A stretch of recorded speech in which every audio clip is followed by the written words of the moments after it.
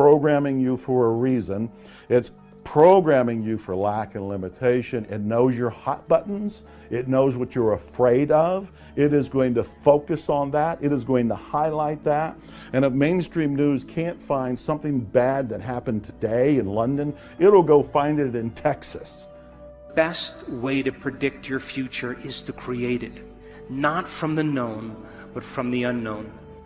And when you and I get comfortable in the place of the unknown, that's where the magic happens. And it never happens in the known.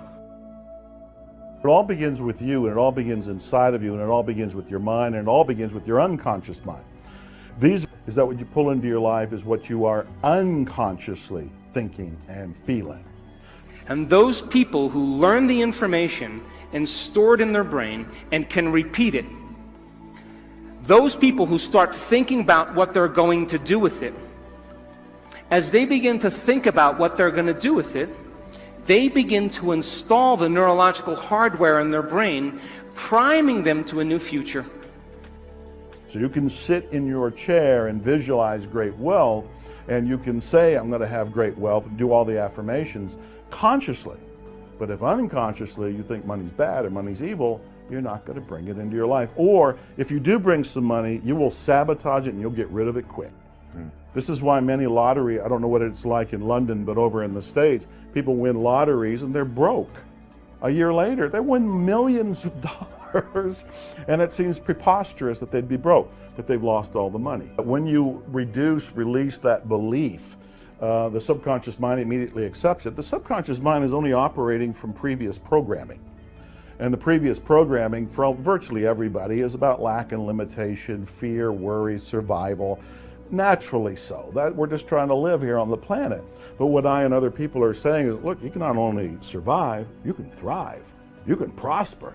You can have an exhilarating life. You just have to do a little work. And the little work is about looking at your beliefs. Because my rule of thumb is, you change your beliefs, you get a different reality. What I'm looking at here is the whole idea that you're getting your own reality. You are creating your own reality from your beliefs. You change your beliefs and you will get a different reality. Life is an optical illusion. This is how I look at it. Life is an optical illusion. What you see is based on your beliefs. When I was homeless and I was in poverty for 10 years, when I looked out into the world, I did not see abundance. I saw lack, I saw darkness, I saw scarcity, and I can find evidence for it. I can look around and go, I went to these people down this street and asked every one of them for a job, and every one of them said no. I was trying to be an author, and I can show you all the rejection slips. I had my evidence that life sucks, and life is full of limitation, and life is full of scarcity. I had all of the evidence. Today, I have evidence for abundance. I can look around and say, hey, I'm living the lifestyle of the rich and famous. I get to go to London and go on a fantastic TV show at the last minute. You know, what kind of fantastic, miraculous life is this? And I can look around and I can find all the evidence for abundance, which is real. They're both real. Depending on my mindset, I will see one or I will see the other.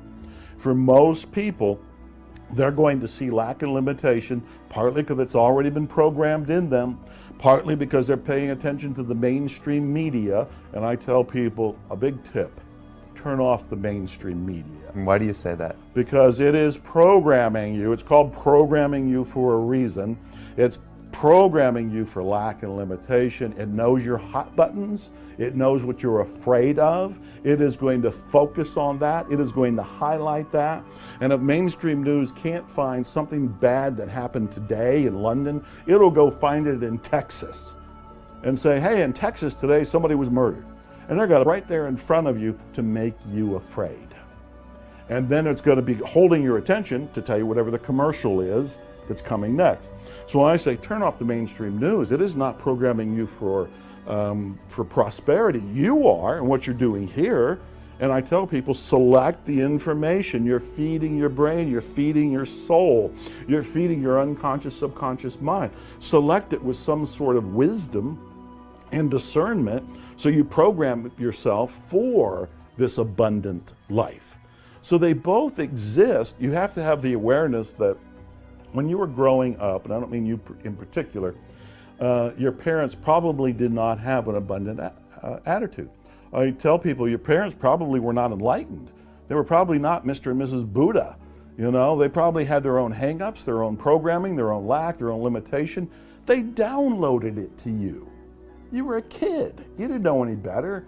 Then you go into the culture, you go into the media, you go into the education system, and it's not programming you for survival. It's programming, it's programming you for survival. It's not programming you for thriving, for excelling. And so at some point, if you're lucky, you see a movie like The Secret, you read a book maybe by me or one of the other authors out there, you see a show like this, and suddenly there's an aha. Suddenly you awaken and you go, oh, maybe life can be different.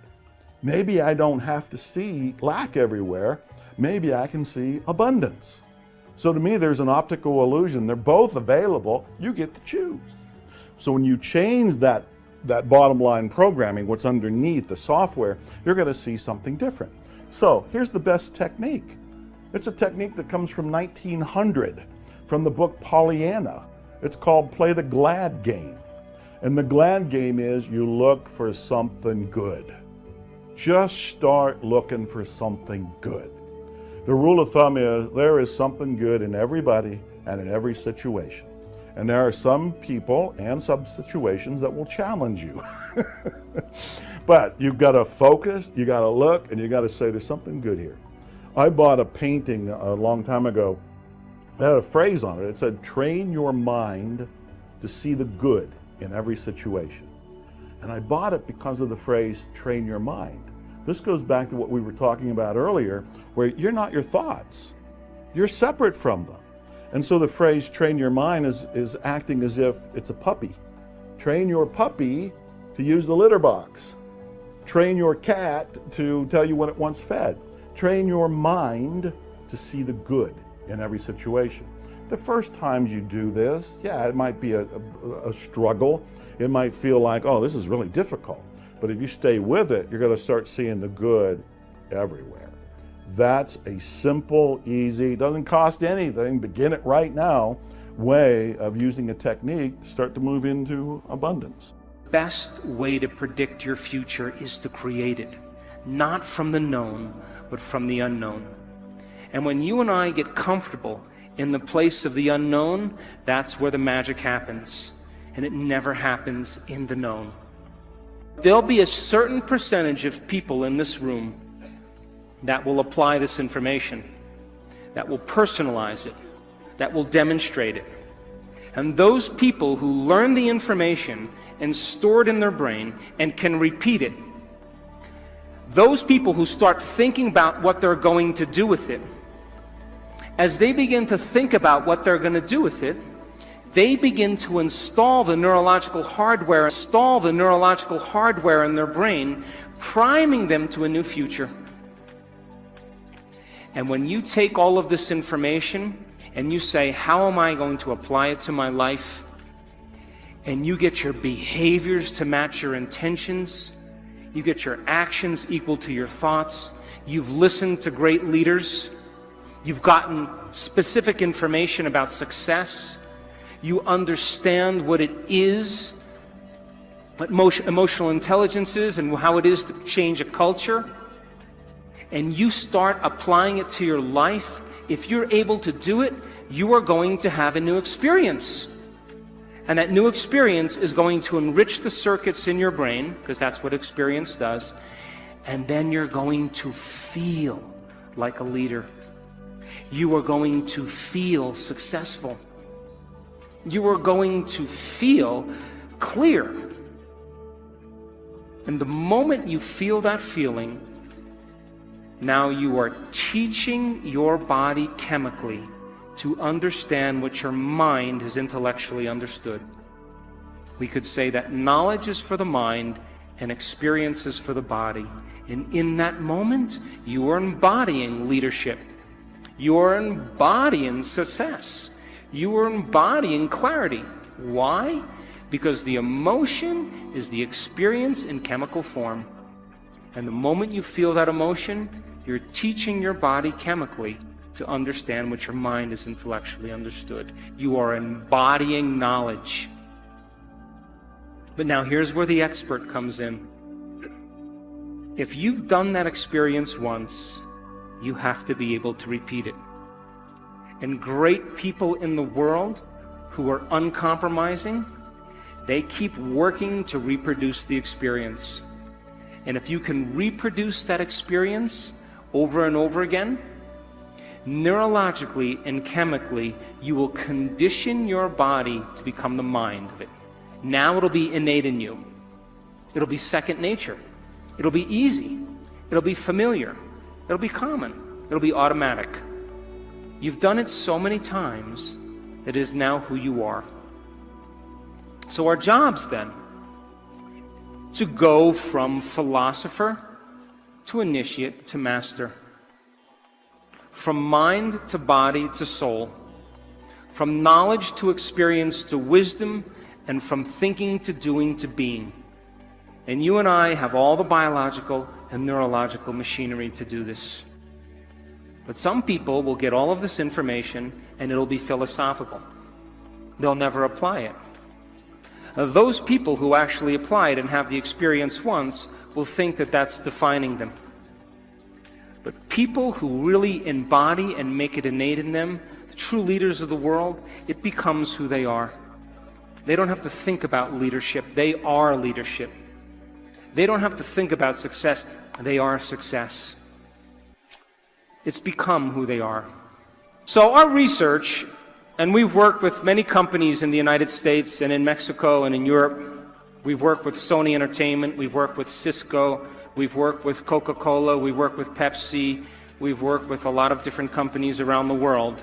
And we know that if you give people information, if you give people sound information, and then they can repeat that information, they're wiring it in their brain. They're creating a new model of understanding. If you show them how to apply that information, if they do it properly, they will have some type of transformation. That transformation isn't something that causes people to feel bad or unworthy. It causes them to open their hearts. It causes them to feel joy, to feel gratitude. They feel differently. And if you're able to then create that elevated emotion and you teach people more information, they will continue to transform themselves, and that's called evolution. So, if you think the same thoughts always lead to the same choices. The same choices lead to the same behaviors. The same behaviors create the same experiences, and the same experiences produce the same feelings, and you're now caught in your old self. But new thoughts should lead to new choices, and new choices should lead to new behaviors. New behaviors should create new experiences, and new experiences should create new emotions, and that should inspire evolution. We say that your personality creates your personal reality. And your personality is made up of how you think, how you act, and how you feel. We could say that your personality is your state of being. So now, geniuses, if you keep thinking the same thoughts, keep demonstrating the same behaviors, keep living by the same feelings and emotions, your personal reality is going to stay exactly the same. But if you have new thoughts that lead to new choices, that demonstrate new actions, that create new experiences, that cause you to feel differently, you will begin to walk into a new future. How many people understand this? So most people try to create a new personal reality as the same personality, and it doesn't work. You literally have to become someone else. A big tip: turn off the mainstream media.